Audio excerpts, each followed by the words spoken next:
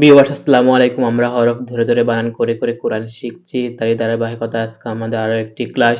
যারা পূর্বের ক্লাসগুলো করেন নাই, ডেসক্রিপশন বক্সে প্লেলিস্টে লিংক দেওয়া আছে, সাইটে দেখে আসতে পারেন। ইনশাল্লাহ আমি আশা করি এই ক্লাসগুলো করার পরে আপনি কোরআন মাজিদ সহি শুদ্ধভাবে তেলাওয়াত করতে পারবেন। আর একজন মুসলমান হিসেবে কোরআন মাজিদ সহি শুদ্ধভাবে তেলাওয়াত করাটা অত্যন্ত গুরুত্বপূর্ণ, কারণ প্রত্যেকটা নামাজেই কিন্তু আমাদেরকে সূরা ফাতিহার সাথে অন্য একটি সূরা মিলাতে হয়, কোরআন মাজিদ তেলাওয়াত করতে হয়। কোরআন মাজিদের অন্ততপক্ষে কয়েকটা ছোট ছোট সূরা সহি শুদ্ধ করে রাখি, যাতে সেগুলো দিয়ে নামাজ পড়তে পারি। আর নামাজ সঠিক না হওয়ার কারণগুলোর মধ্যে অন্যতম হলো গিয়ে নামাজে কোরআন মাজিদ ভুল তেলাওয়াত করা। তো চলুন কথা না বাড়িয়ে শুরু করি। আজকে আমরা ৪৭ নম্বর আয়াত থেকে শুরু করব। আমরা সূরা বাকারাটা পড়ছি। আউযু বিল্লাহি মিনাশ শাইতানির রাজিম। বিসমিল্লাহির রহমানির রহিম। ইয়াটা আমাদেরকে এক লিপ টেনে পড়বো, কারণ এ খাড়া জবর পেয়েছি। কোরআন মাজিদ আমরা যে হরফের উপর খাড়া জবর পাবো এক আলিফ টেনে পড়বো। ইয়া বা নি, এখানে ৩ আলিফ টেনে পড়বো। এই চিহ্নটা আমরা যে হরফের উপর দেখবো সে হরফটাকে ৩ আলিফ টেনে পড়বো। ইয়া বানি। আপনারা আমার সাথে সাথে পড়ুন। ইস, হামজা সিন জের ইস, এটা স্থবির অক্ষর শীষ দিয়ে পড়তে হয়। এই হরফটা জিহ্বার আগা সামনের উপরে দাঁতের সাথে লাগাই উচ্চারণ করতে হয়। ইস রটা আমাদেরকে ছাড়া টেনে পড়তে হয়। এই চিহ্নটা থাকার কারণে ইস ইলা, এলাম জ্বর মিলবে যার সাথে লাজ। এইটা এক আলিফ টেনে পড়তে হয়। জেরের বামে ইয়া সাকিন এক আলিফ টেনে পড়তে হয়। লাজ, লামজা লাজ। ইস ইলাজ। কফ পেশ কুরা পেশ রু কুরু, কুরুটা এক আলিফ টেনে পড়তে হয়।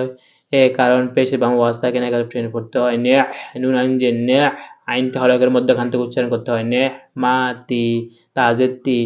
ইয়া জরমি লামের সাথে ইয়াল্লা তি। হামজা নুন যাবার আন, আইন মিম যাবার আম, আন আম তাপেশ তু, আন আম তু। আইন যাবার আলা, মিয়া যাবার লাই, আলাই কাপ মিম বিস্ম আলাইকুম। ওয়া যাবার ওয়া, হামজা নুন যাবার আন, নুনিয়া জেননি, আন্নি। এখানে গুণনা করতে হবে। আন্নি ফাদ্দল তুকুম, এ ফাজ জবর মিলবে দদের সাথে, আবার দদ জবর মিলবে লামের সাথে। ফাদ্দল তুকুম আলাল আলামিন।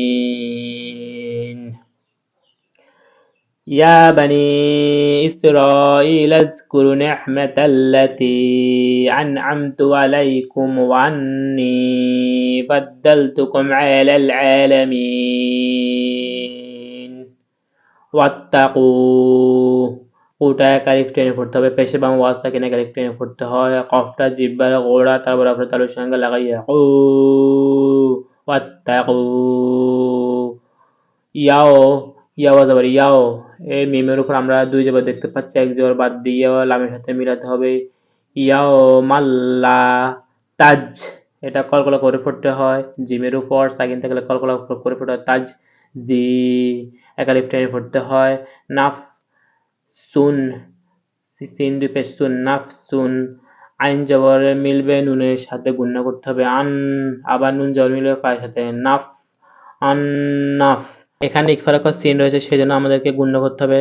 নাফসিং শাই, হামজার উপর দুই জবর দেখতে হচ্ছে, এক জবর বাদ দিয়ে ওয়ার সাথে মিলাতে হবে।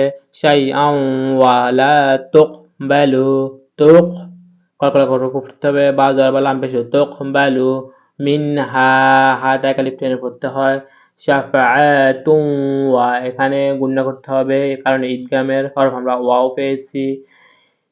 শাফাআতুন ওয়ালা তুহ, হামজার উপর সাকিন থাকলে শক্ত করে পড়তে হয়। তুহ খজু, অনেক আমরা খা পড়ি, এখানে খ পড়তে হয়। খজু মিনহা, মিনহা আদলু ওয়ালা হুম ইউনসারুন। সাদাকাল্লাহু মাওলানা আজিম। এই ধরনের ভিডিও পেতে চ্যানেলটা সাবস্ক্রাইব করে রাখবেন, আর ভিডিওটা কেমন হয়েছে কমেন্ট করে জানাবেন। আপনাদের কমেন্টটি কিন্তু আমাকে নতুন ভিডিও বানাতে অনুপ্রাণিত করে। আর রাসূল সাল্লাল্লাহু আলাইহি সাল্লাম বলেছেন, খয়রুকুম মান তাআল্লামাল কোরআন ওয়া আল্লামা, তোমরা কোরআন মাজিদ শিখো এবং অপরকে শিক্ষা দাও। তাই আমরা অপরকে শিক্ষা দেওয়ার নিয়ত করে ভিডিওটা শেয়ার করব। ধন্যবাদ। আসসালামু আলাইকুম।